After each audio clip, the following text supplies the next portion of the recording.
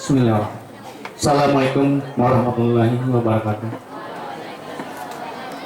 Alhamdulillah rabbil alamin wassalatu wassalamu ala mursalin sayyidina wa man muhammadin wa ala alihi washabihi. Yang ulang hormati Bapak Kepala Sekolah Madrasah Sanawiyah Al-Aluh beserta Dewan Guru, para pendidik, staf tata usaha, para tokoh alim ulama,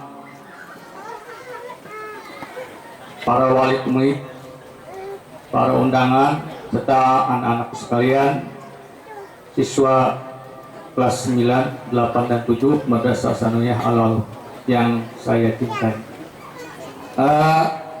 Sebelum kami menyampaikan sambutan, sedikit kami menyampaikan dari pesan Pak Camat. Beliau mohon maaf tidak bisa berhadir karena hari ini ada kegiatan di kabupaten.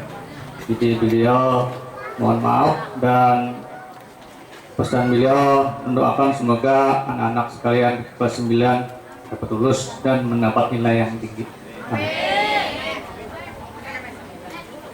Tak henti-hentinya kita panjatkan puji dan syukur kepada Allah SWT dengan rahmat taufik hidayahnya.